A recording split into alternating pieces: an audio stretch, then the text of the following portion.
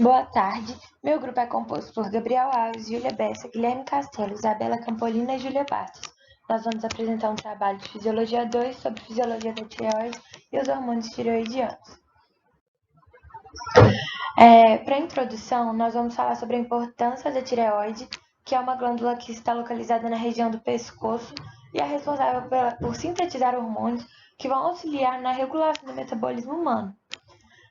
Essa glândula tem sua função regulada por uma outra glândula chamada hipófise, que está localizada no cérebro.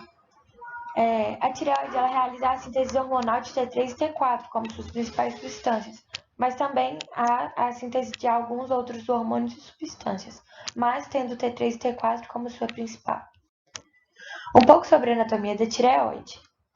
É uma glândula endócrina localizada diante da quinta e sétima vértebra cervical. Possui o formato de borboleta, tendo dois lobos, direito e esquerdo, que são divididos por um istmo. Este istmo é uma faixa de tecido glandular que vai unir os dois lobos. É uma das glândulas palpáveis nos homens e é a única glândula palpável na mulher.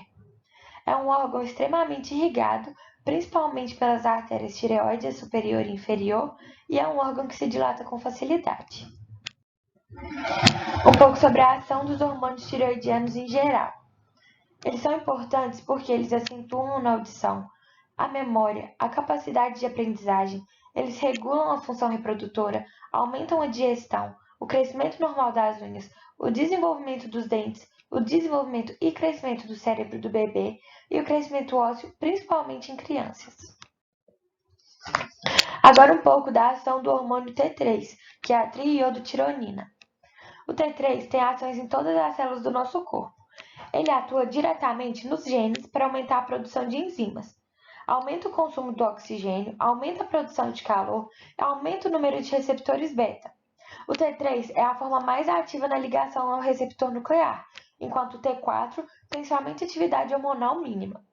Entretanto, o T4 tem efeito muito mais duradouro e pode ser convertido em T3 na maioria dos tecidos, e dessa forma ele serve como um reservatório para o T3.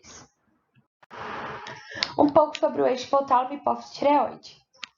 Para melhor controle da produção dos hormônios tireoidianos, temos ativado o eixo hipotálamo-hipófise-tireoide.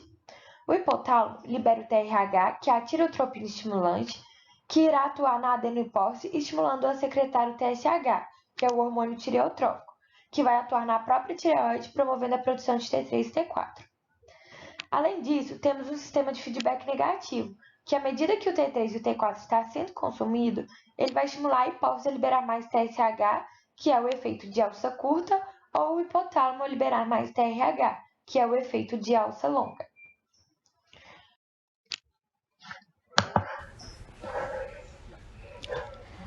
A produção do T3 e T4 acontece dentro da tireoide e envolve etapas tanto dentro das células foliculares quanto etapas dentro do coloide. O coloide nada mais é do que uma substância que as células foliculares secretam para o interior dos folículos, e é lá que ficam os precursores dos hormônios tireoidanos.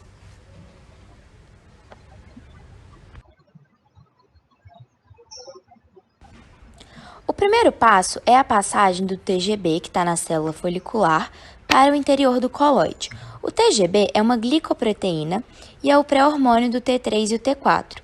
Ele permite que fiquem acoplados até 4 iodos. O segundo passo é a captação do iodeto pela influência do TSH. Dessa forma, ativamos o simporte de sódio e iodeto, colocando o iodeto dentro da célula folicular.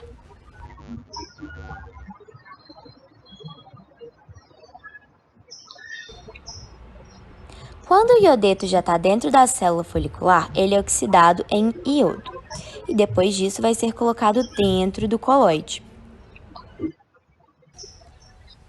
Tanto para a oxidação quanto para o transporte do iodo para o coloide, contamos com a ajuda da peroxidase tireoidana, ou TP. Quando o iodo e a TGB já estão dentro do coloide, o iodo será acrescentado à tirosina da TGB. A junção de dois iodos com a tirosina forma a diiodotirosina, e a de um iodo com a tirosina forma a monoiodotirosina.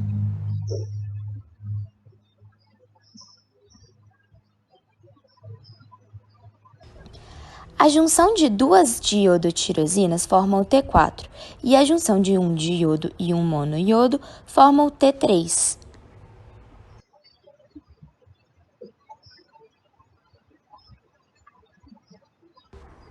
Agora que o T3 e o T4 já estão produzidos, a TGB será exocitada para a célula folicular. A TGB vai continuar ali na célula folicular, mas o T3 e o T4 vão ser liberados lá no plasma sanguíneo. A célula folicular. A TGB vai continuar ali na célula folicular, mas o T3 e o T4 vão ser liberados lá no plasma sanguíneo.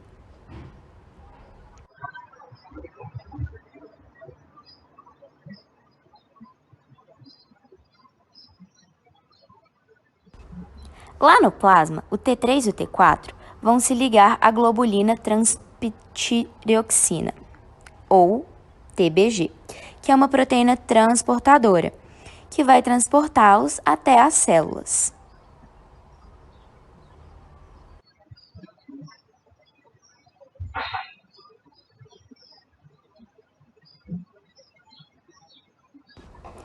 E na célula, a 5-deionidase, ou 5-DI, fará a conversão do T4 para o T3, que é o hormônio ativo. A célula folicular. A TGB vai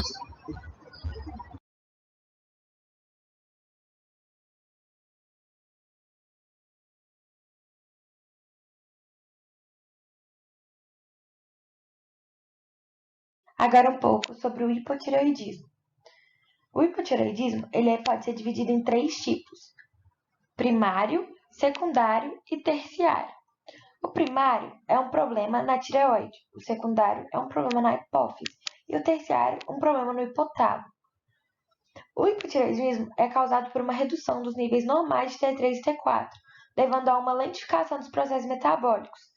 Em adultos, normalmente é provocado pela tireoidite de Hashimoto, que nós vamos abordar logo abaixo, mas também pode ocorrer por conta de um tratamento com iodo radioativo ou por uma cirurgia da tireoide, por exemplo, usados para tratar outros distúrbios dessa glândula. O diagnóstico do hipotireoidismo cursa com a redução de T3 e do T4 para diferenciar entre os 3 tipos. Então, é necessário os exames de TSH e TRH. No hipotireoidismo primário, o T3 e o T4 estão reduzidos e o TSH e o TRH estão elevados. Já no hipotireoidismo secundário, o T3 e o T4 estão reduzidos, o TSH também está reduzido e o TRH está elevado. Já no hipotireoidismo terciário, o T3, o T4, o TSH e o TRH estão reduzidos. Em recém-nascidos, o hipotireoidismo pode ser diagnosticado pelo teste do pezinho, que deve ser feito preferencialmente entre o terceiro e o sétimo dia de vida do bebê. O tratamento consiste na reposição hormonal de T3 e T4 por meio de doses diárias de levotiroxina. Hipotireoidismos não tratados podem levar à redução da performance física e mental do adulto, além de elevar os níveis de colesterol, o que vão aumentar as chances de ter problemas cardíacos. Alguns dos sintomas do hipotireoidismo são queda de cabelo, pele ressecada, sonolência, hipotermia, letargia, depressão, ganho de peso, intestino preso, menstruação irregular, falhas de memória, aumento do colesterol no sangue. Algumas das síndromes relacionadas com o hipotireoidismo são síndrome de Haft-Off, que é uma síndrome extremamente rara, tem aproximadamente 1.000 casos descritos na literatura, e ela é caracterizada por uma resistência dos órgãos-alvo aos hormônios tireoidianos.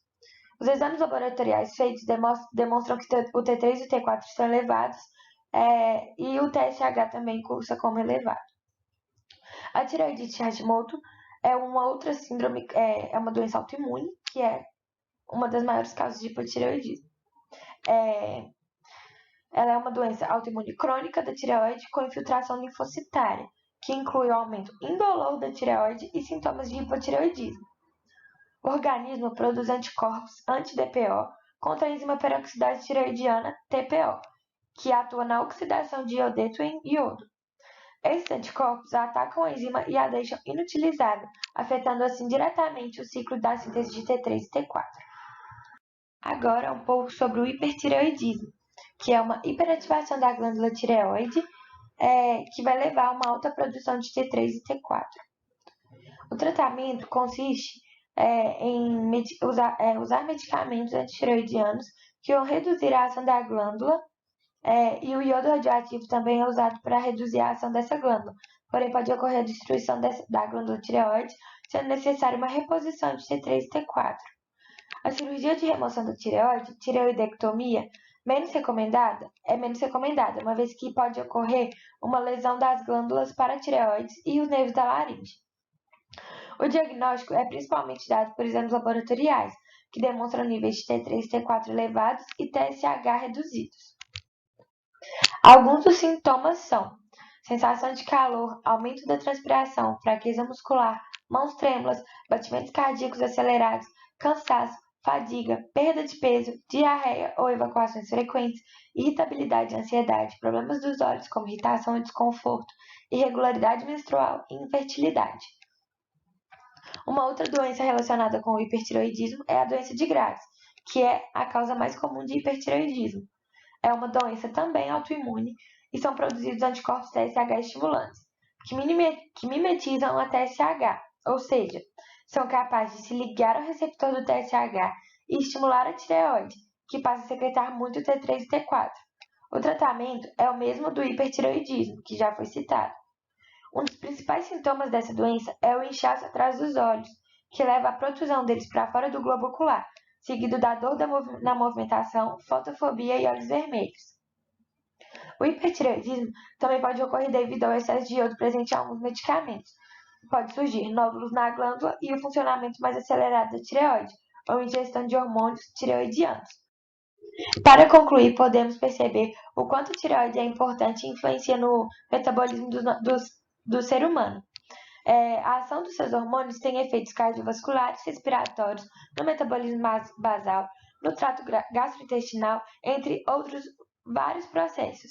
Sendo assim, devemos sempre ter o controle da nossa tireoide, manter ela saudável para a gente não ter problema nenhum no nosso metabolismo. Obrigada, essas foram as nossas referências.